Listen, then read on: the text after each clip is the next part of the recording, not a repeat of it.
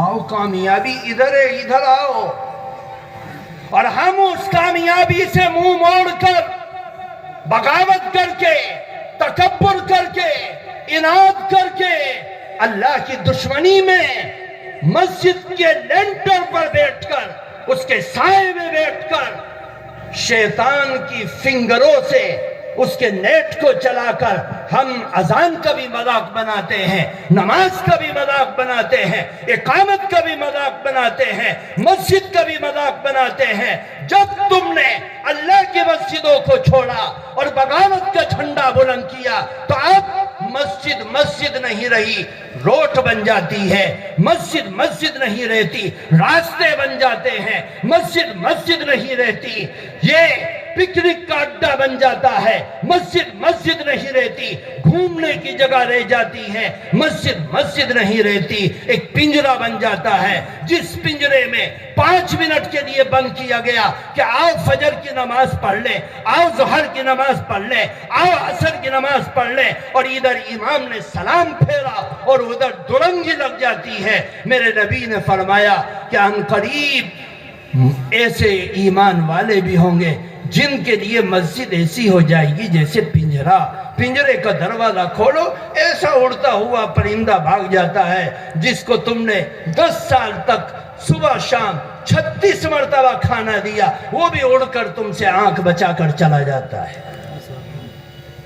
میرے دوستو، اس فتنے کے زمانے میں اپنے آپ کو سنبھالو، اللہ کو آگے رکھو۔ اس فتنے کے زمانے میں نہیں سنبھلو گے، کھلونا بنا کر اڑا دیے جاؤ گے۔ اللہ کو کوئی پرواہ نہیں، ان تتولوا یستبدل قوما غیرکم، تم اللہ کے دین سے منہ موڑو، اللہ کی بغاوت کرو، اللہ کے خلاف کام کرو، اللہ کو ناراض کرو، اللہ کو کوئی پرواہ نہیں۔ تم اگر منہ موڑو گے اللہ تمہارے بدلے دوسری قوم کو اتار دے گا جو تم جیسی نہیں ہوگی، تم جیسی نہیں ہوگی۔ کچھ لوگوں نے بغاوت کی، اللہ کے دین سے منہ موڑا، اللہ نے دشمنوں کے ہاتھوں سے ان کو کٹوایا اور پھر ان دشمنوں کو ایمان دلوایا اور ان کو ایمان قبول کرنے کا موقع ملا، انہوں نے ساری دنیا کے اندر ایمان کا جھنڈا بلند کیا۔ آج اللہ کا شکر ہے کہ وہ ایمان کا جھنڈا انہی کے بعد سے بلند ہے کہ سیہائے ستہ کی 5 کتابیں اور ہدایہ کی 4 جلدیں اور قدوری جیسی کتاب اور دین کے اندر بڑی بڑی تفسیریں ان ہاتھوں سے لکھی گئی جن کے پرکھوں نے مسلمانوں کے قتل کے چٹے لگائے تھے، قتل کے چٹے لگائے تھے۔ اللہ نے ان قاتلوں کے ذریعے سے ایمان کی دعوت کو پھیلایا۔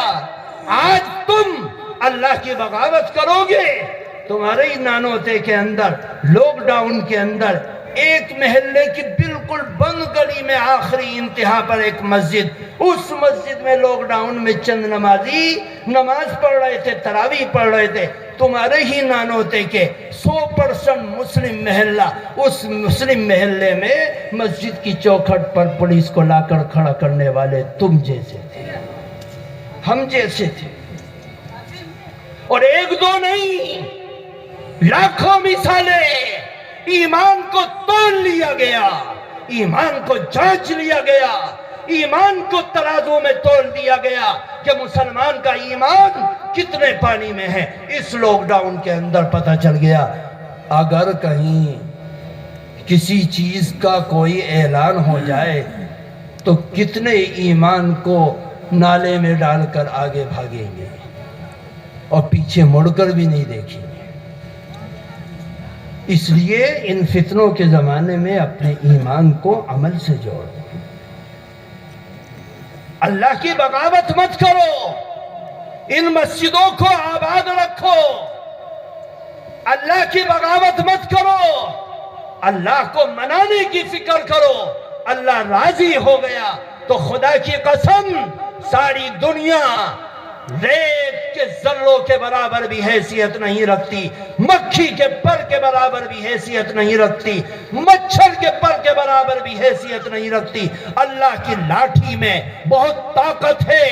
ایک جھونکا لگتا ہے دنیا کی قسمتیں اور علابے قلابے ادھر سے ادھر ہو جاتے ہیں۔ اللہ تعالیٰ کی رحمت سے نا امید مت ہو، منانے کی فکر کرو۔ اللہ تعالیٰ ہمیں سمجھنے کی توفیق عطا فرمائے، منکرات سے بچ کر، معروفات سے محبت کر کے، اللہ کی فرمانبرداری کر کے، اللہ کی نعمتوں کو اپنی زندگی میں رچانے بسانے کی سعادت نصیب فرمائے۔ سبحان اللہ و بحمدہ، سبحانک اللہم و بحمدک، ونشہد ان لا الہ الا